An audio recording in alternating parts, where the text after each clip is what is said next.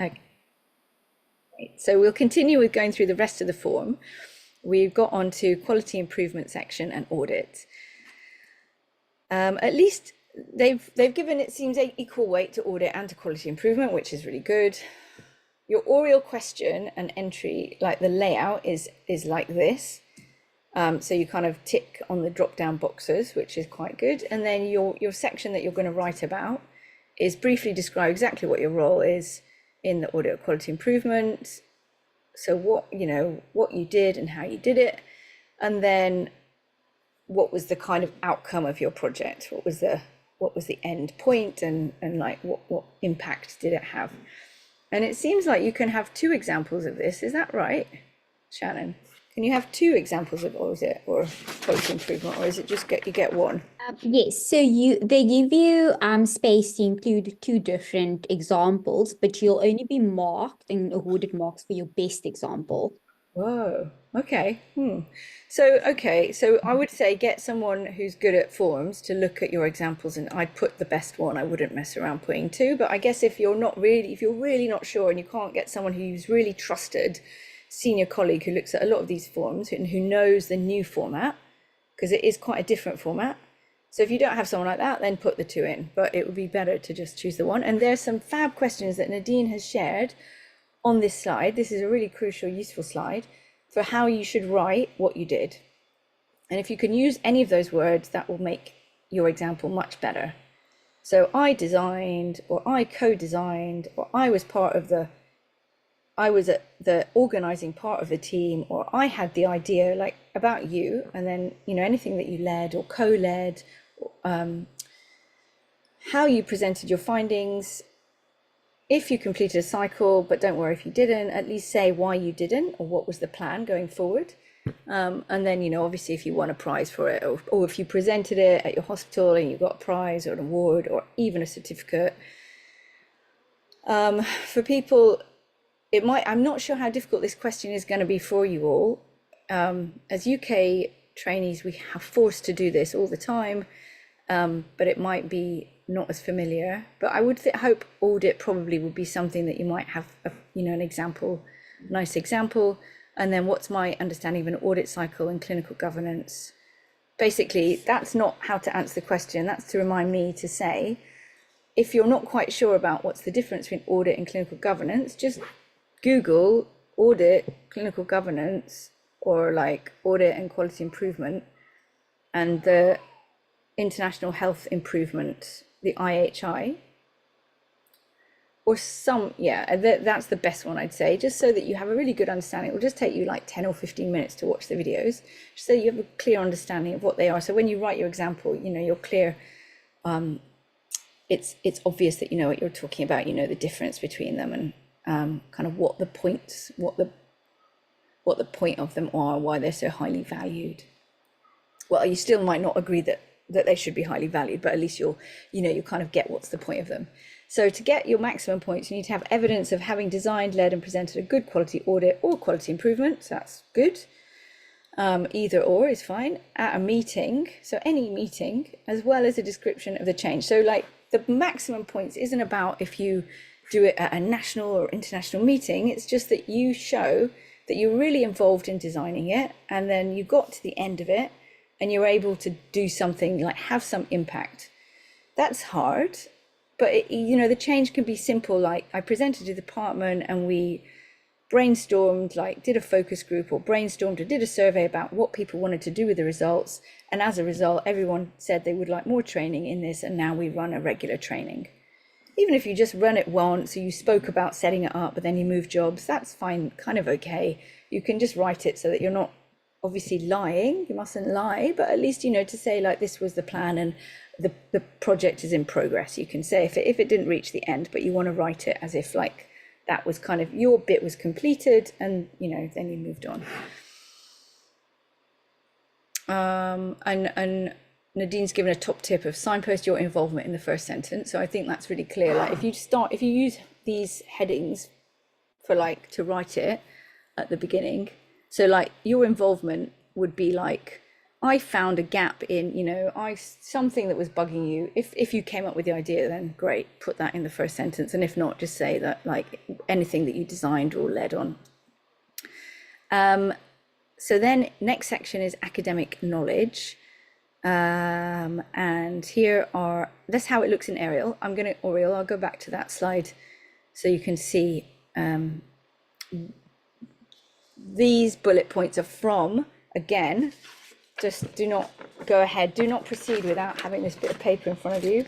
This one, again, that's where these bullet points are from. So this is what they want you to demonstrate.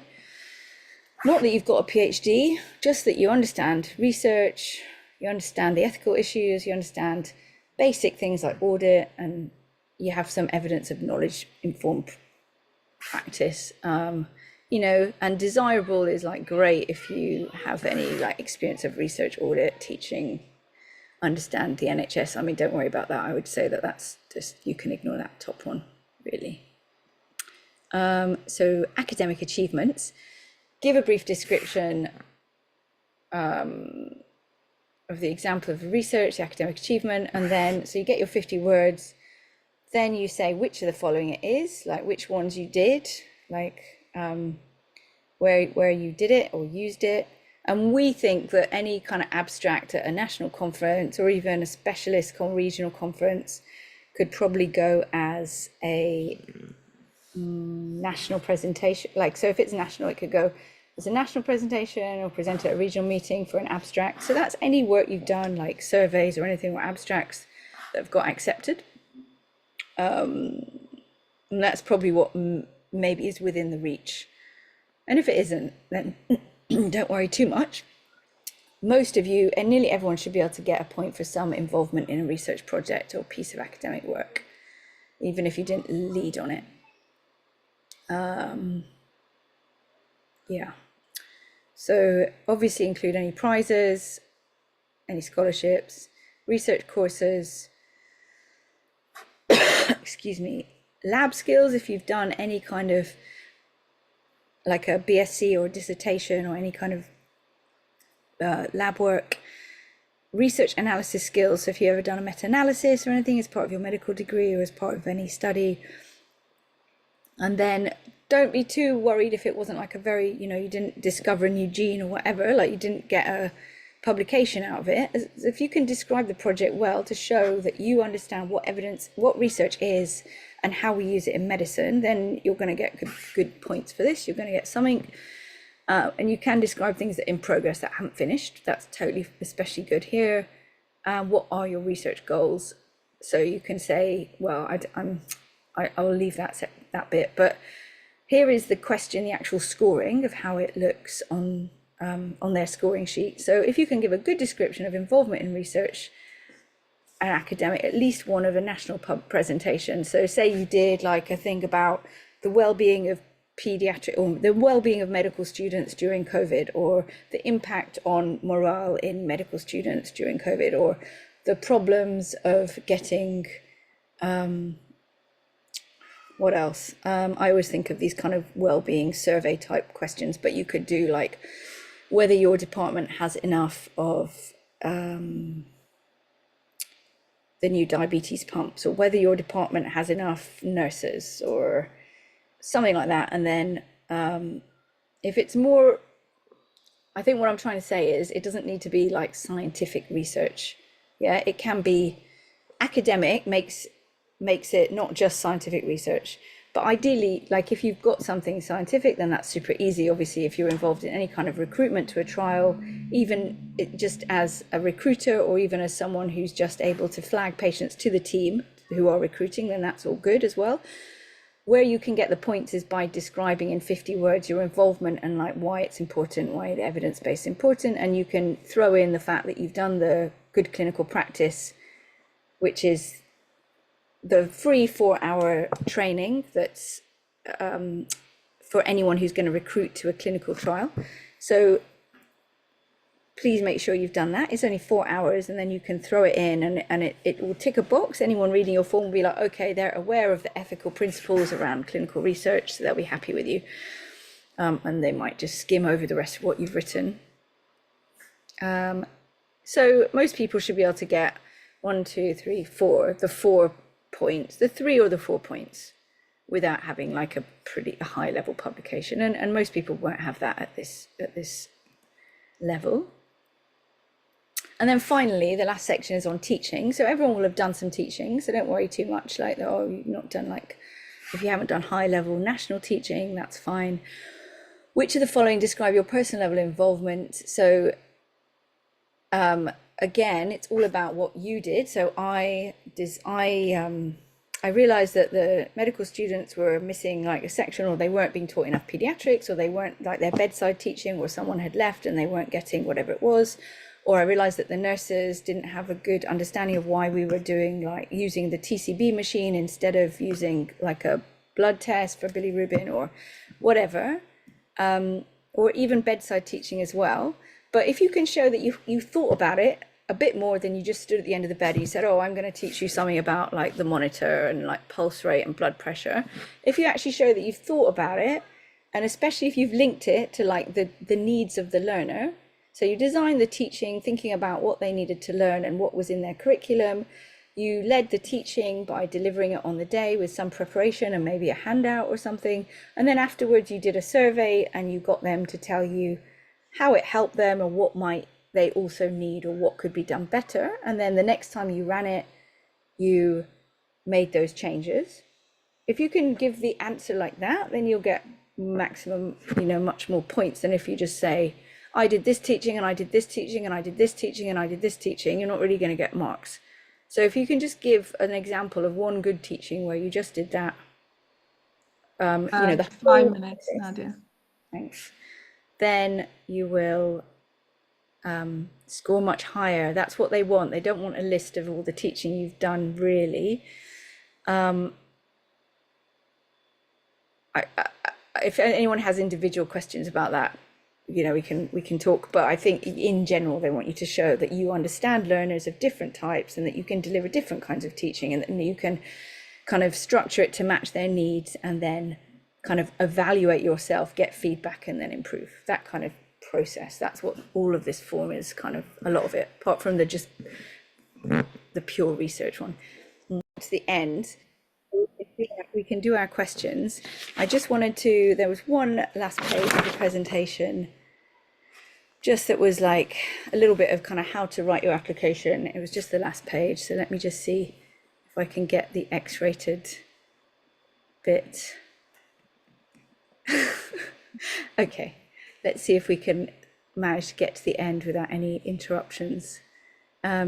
So this is just, again, kind of saying again the things that I've said, which was like, make sure you've read the person specification, organize your sections, write your first draft, and then look at the scoring sheet and then ask people to help.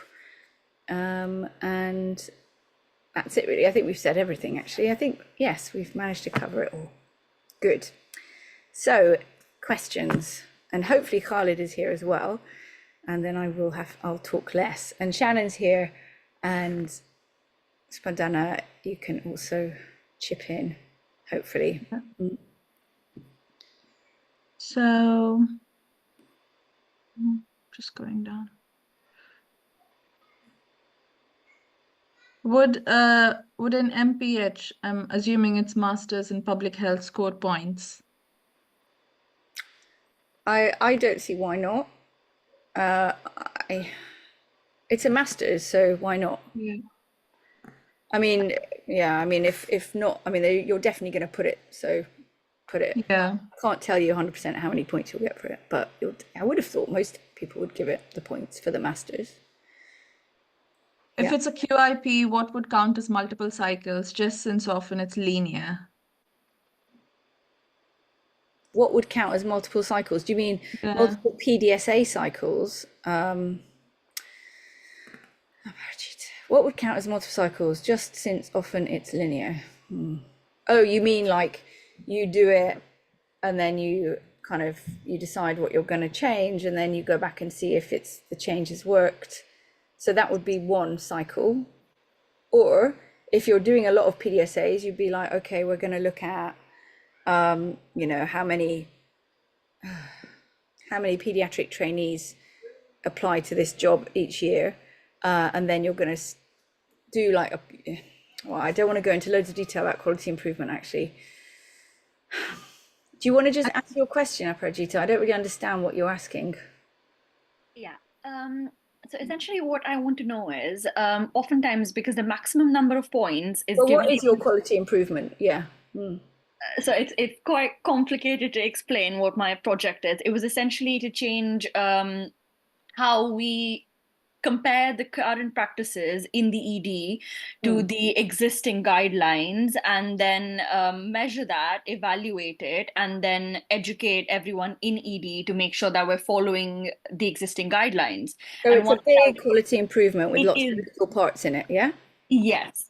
But the thing is that since the maximum points of having multiple cycles of it, so how would that work? Just considering that once the project was done, it was sort of disseminated as a protocol that was supposed to be followed, and posters were put up, and then that was essentially that we had made an effort to achieve that. In this situation, that's a closed loop. So how does it become multiple cycles of this? Well, I mean, the specific scoring the scoring sheet says evidence of having designed, led, and presented a good quality audit or quality improvement at meeting, as well as description of a change in practice as a result. Yeah, so if you just, whatever we've said tonight, you can be very sure that if it's written in the ST1 application and if it's written in the scoring pages, then that is the final word. This is like in this document. So ignore, if we said multiple cycles can be good, but in your case, like, I agree, but this is it was a great quality improvement project, right? So if you can say I designed and led a quality improvement that looked at how do we make sure that everyone's up to date and following the latest guidelines for our pediatric ED to ensure that children are being managed as per the latest national guidelines. I assume it was against national guidelines, was it? Yes, yes. Okay, so then that's your quality improvement, and then you like designed it and delivered it along with your team, and then you presented it at a meeting, and as a result, recommendation was to make sure that you could that you did a regular training, or that you made a folder, and you a couple of the points of what you did. Yeah. And then now you've left the department and it's still, the folder is there and it's regularly used, and you've audited people's awareness and they've shown that they're aware of it, and like something like that would show that you've had an impact. So the maximum points will always be for an audit or quality improvement that you've actually had an impact. You've bothered to go back and measure it, and you can demonstrate an impact.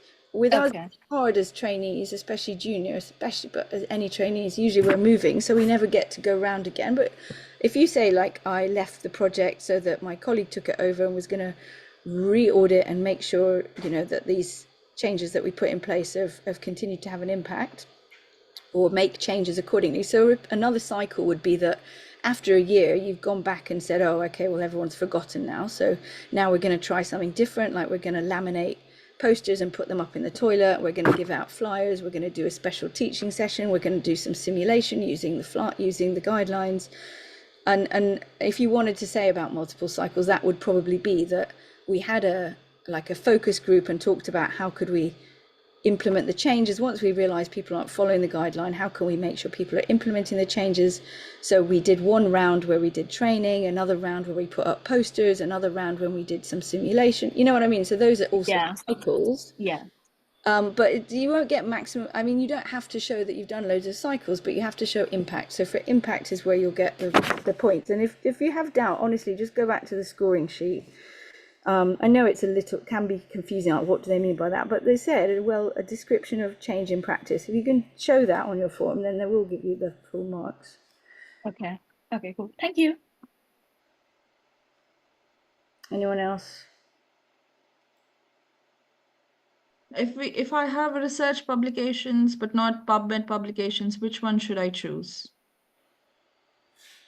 What do you think? What does anyone else think? Given that it says good description for maximum points, good description of involvement in research academic word with at least one of national presentation or publication as first or last author. Anyone?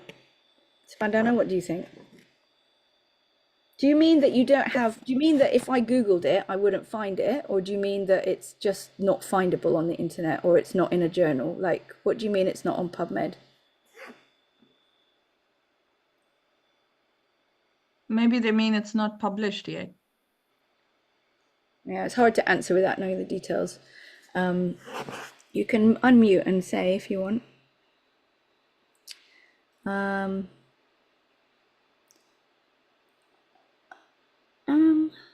I think you can, can't you for the research section anyway, put in more than one? Oh, for academic, you can't. Let me look into that. Are there any other questions that the team can read out? Is Khalid here as well? Because he was going to come and help us with answering some of these. I think the next one is, does co-author mean first author or any number in the options, because former has a higher mark? Well, I thought you had to be a first author or a final author to get the mark. I didn't think co-author would necessarily get the mark.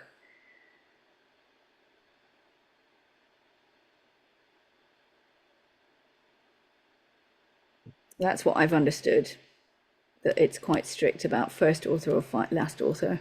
Has anyone else read it differently?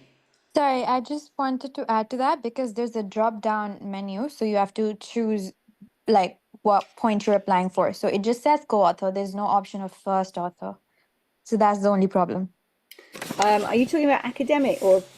It's the research one. So obviously they have the 50, Okay. Yeah, 50 yeah. words, but then they also have like a drop down menu to select from. Shannon, any comments, given that you're very intimately familiar with the form? Yeah, I think Nama is right. So in the drop down, it does give you the option of sort of trying to clarify exactly if you were the co-author, etc.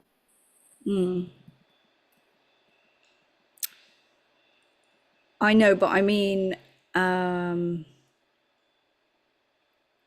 does it only give you one opportunity to do that though?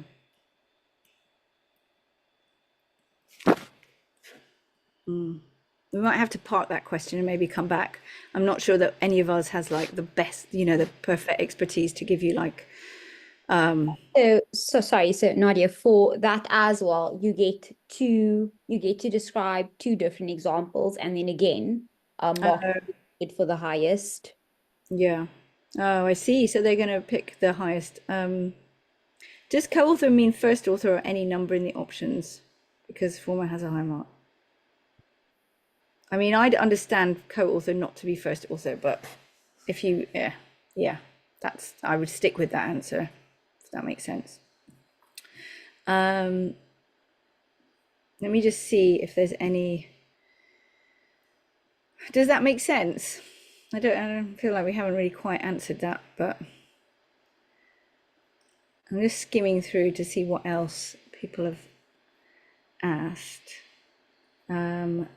And I think I don't want to repeat on anything that we've already answered, but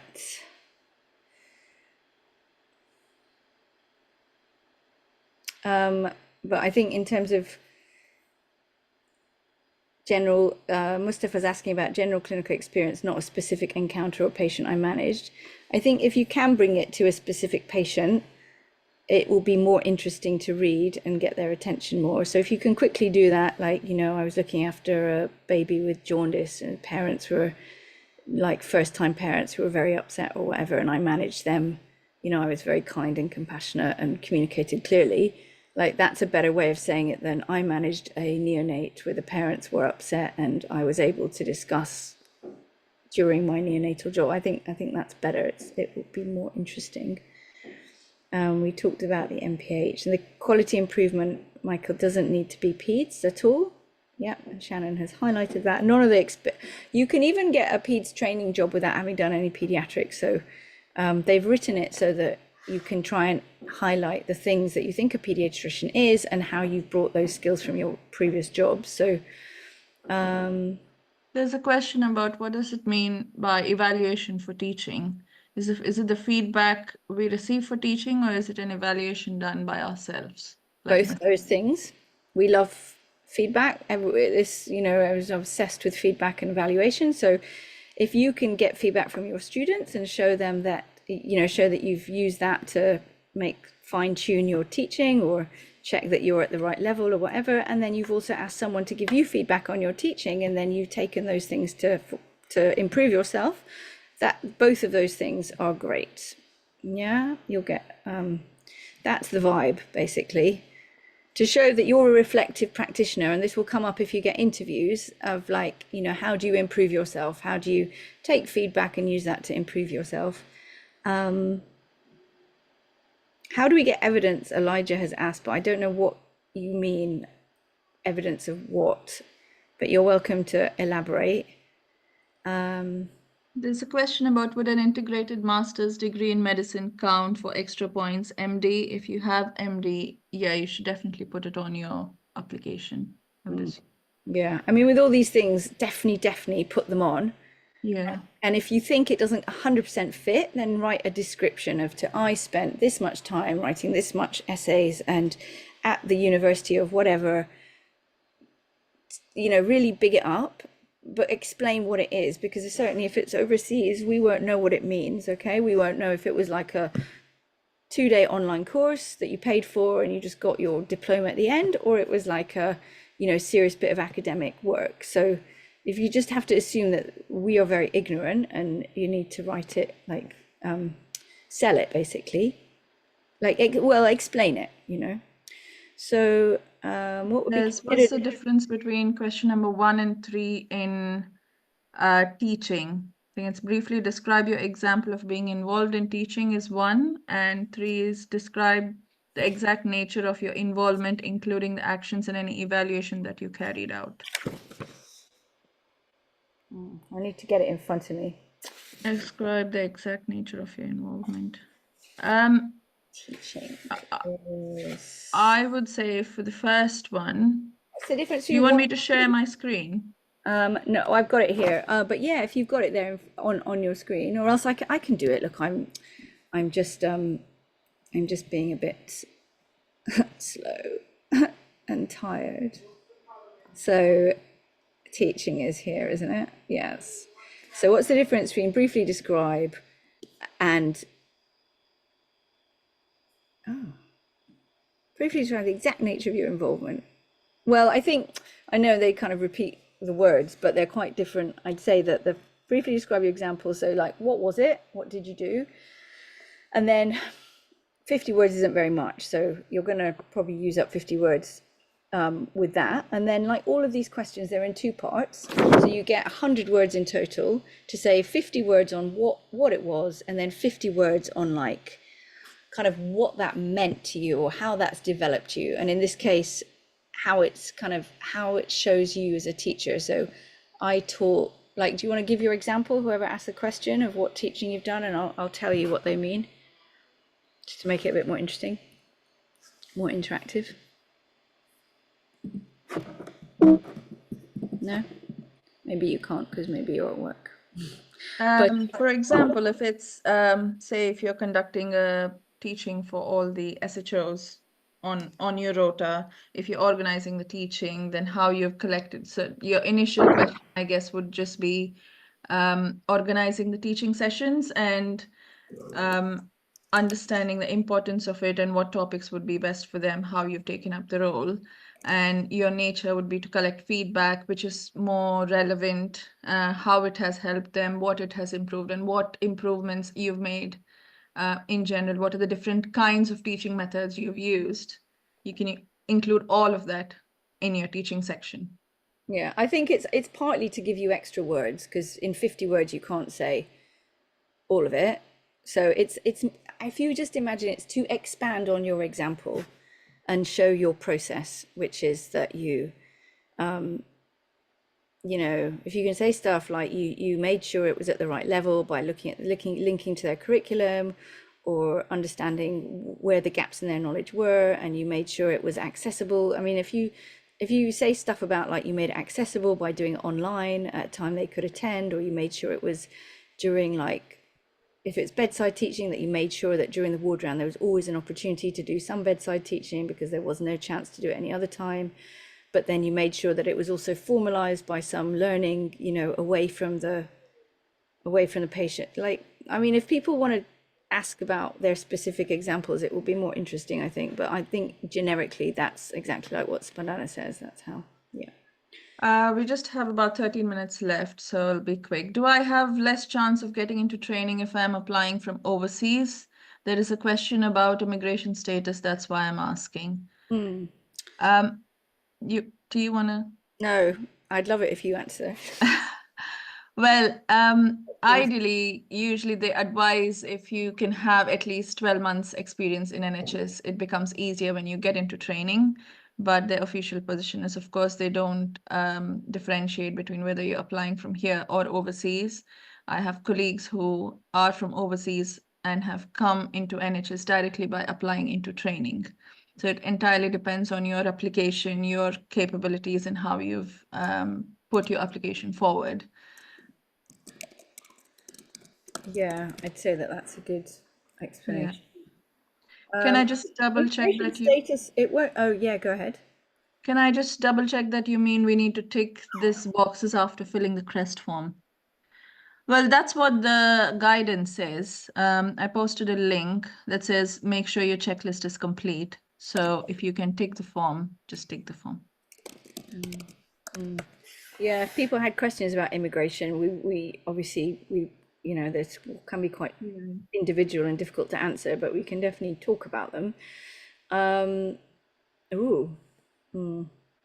what point does the e-portfolio come in? So your e-portfolio is a good way to evidence everything that you are doing. And if you're in the UK, then it's useful for the person signing the CREST form to say you have all these competencies. Even if you're wherever you are, it's a good way to show you have this evidence and have a portfolio. There is no section to actually submit your portfolio or a report of the portfolio on the application. Yeah, it's literally what is on the form and what we've presented.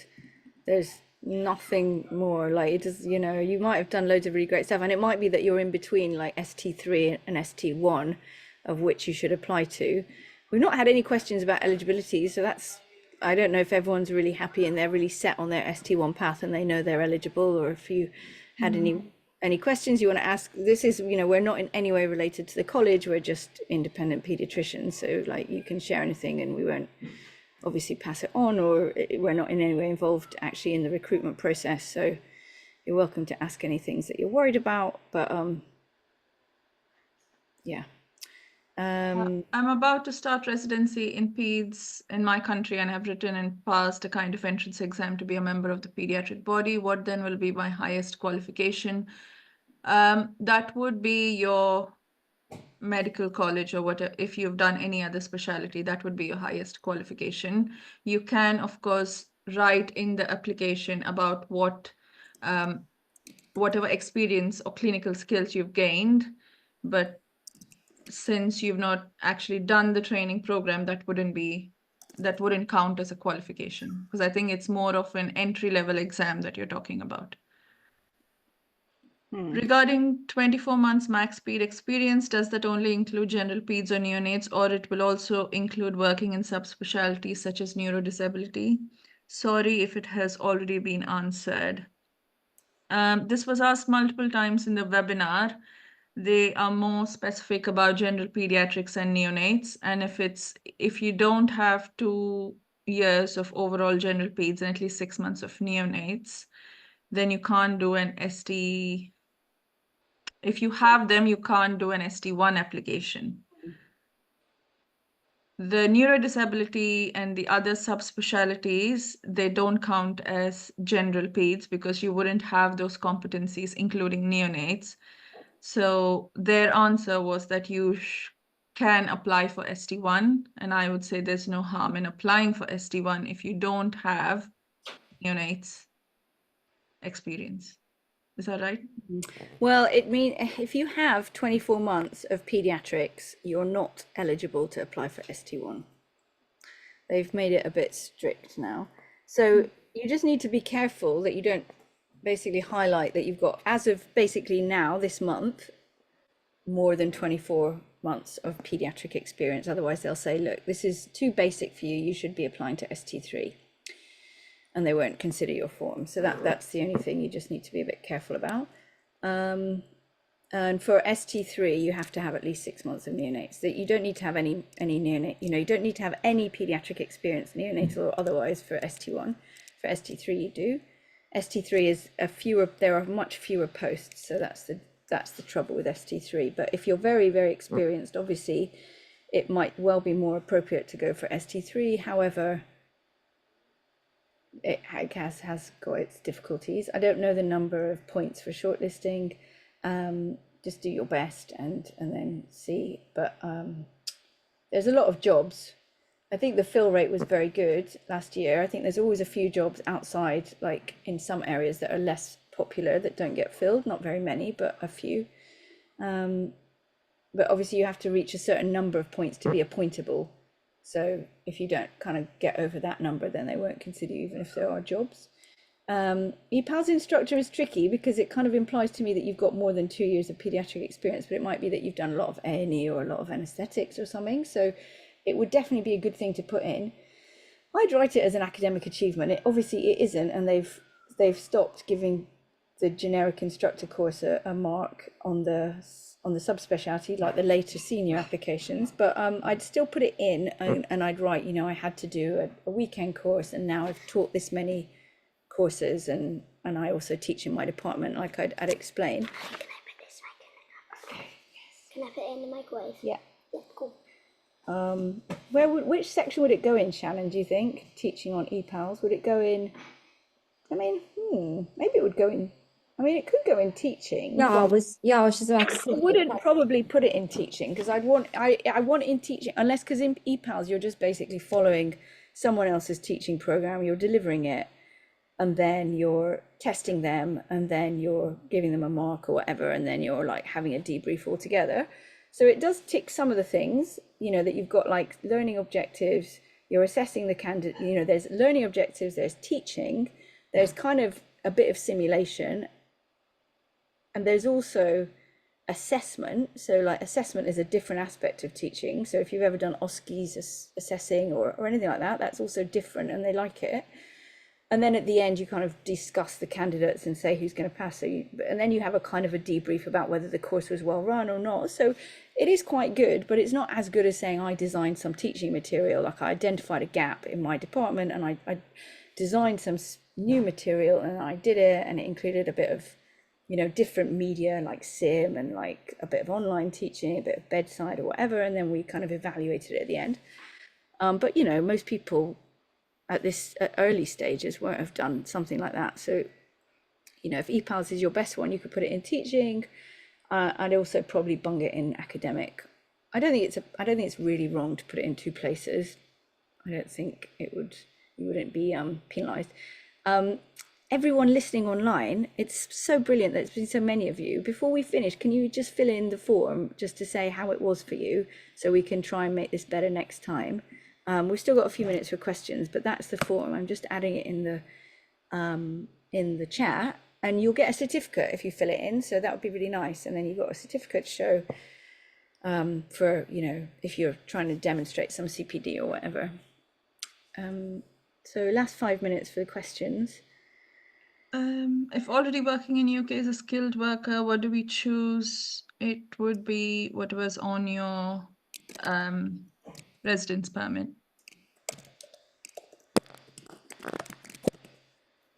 Would be a tier 2, if that's what it is. Would it decrease the chance to get into training if you're already in GP? I think it would just decrease. I think it would just depend on your application.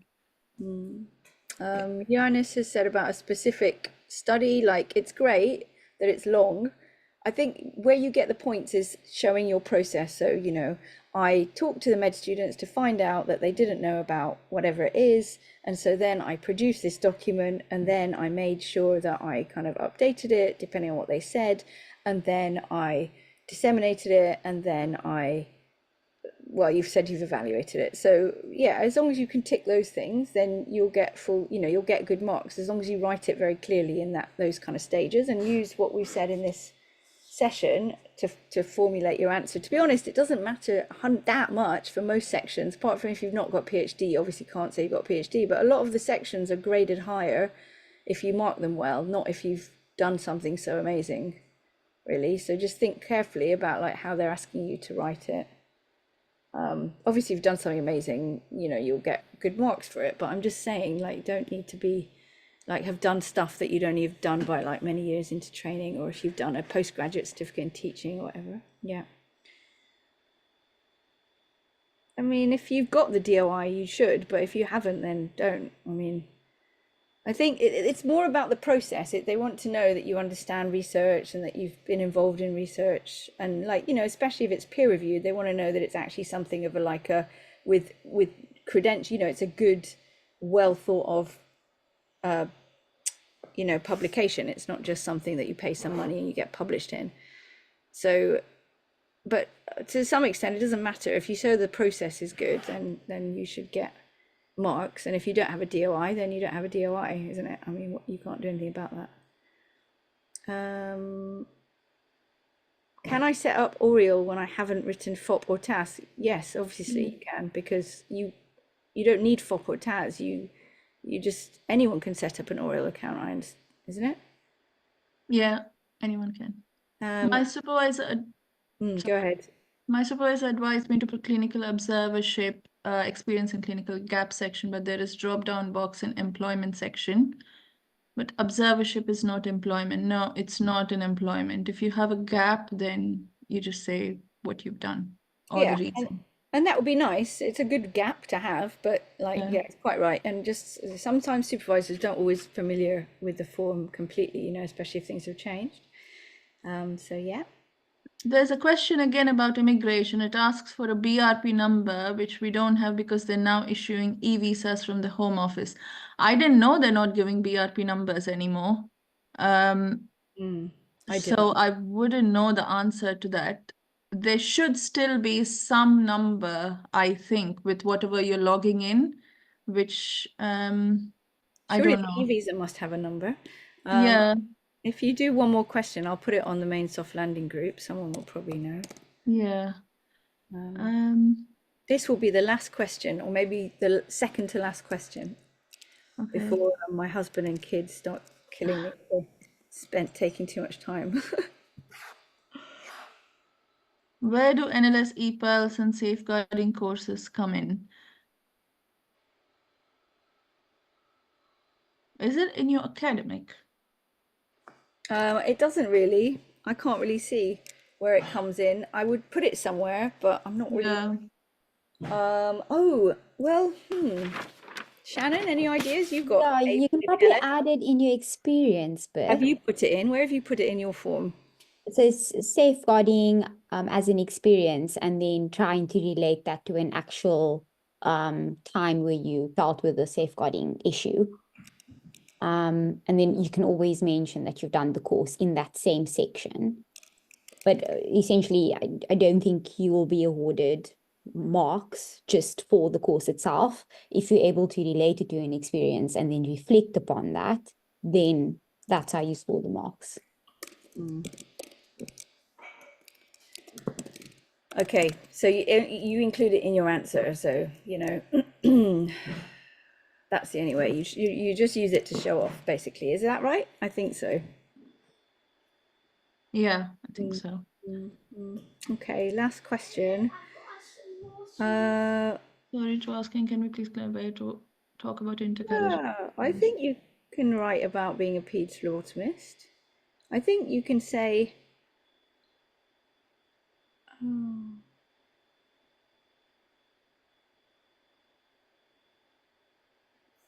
and apparently for the e-visa you can use share code, so you might, I wonder if you can get a fresh one, but apparently you can use that.